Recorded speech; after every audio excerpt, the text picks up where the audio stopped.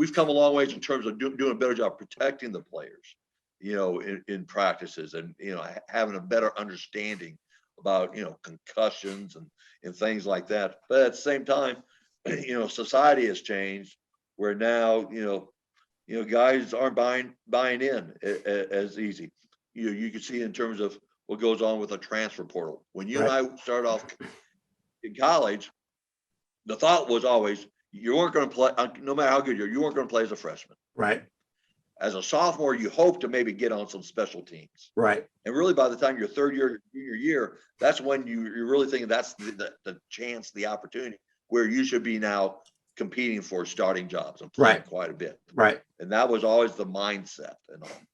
Nowadays, if you're not starting or playing a heck of a lot as a freshman, they want to go ahead and transfer now. Right. Right. They want to go to the transfer portal, and it's like all everything that Tennessee went through this past year. They had 42 guys, on their transfer portal. Right. Looking to go somewhere else.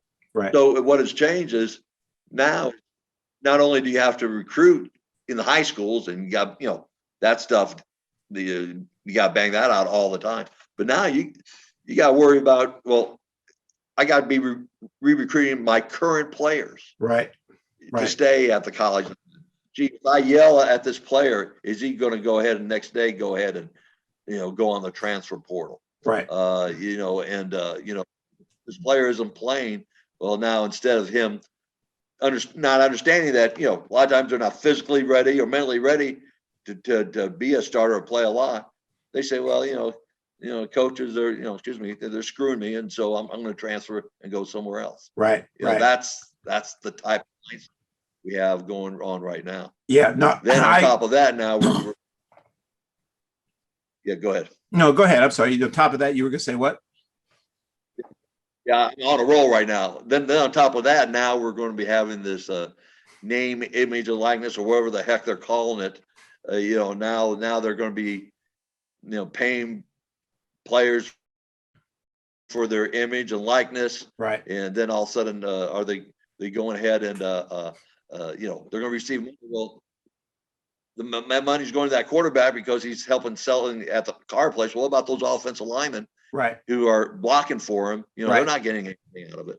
Right. And so, it's really opened up a Pandora's box right now in terms of, where people aren't really sure how the future of athletics is really going to be in colleges. Yeah, I agree with you. I mean, like you said, there's a lot of the changes were good ones. I remember when I was in college, in the summer, we had a full week of two-a-days in shorts, and then another full week of two-a-days in pads before we even got close to the season.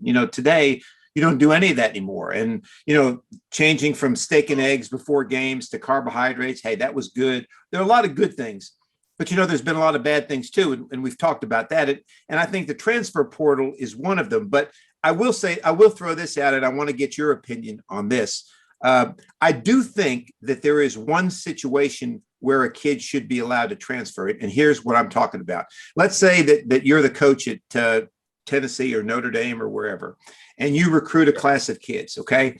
And then the next year you have an opportunity to move on to the NFL or somewhere, and you go ahead and leave. Okay.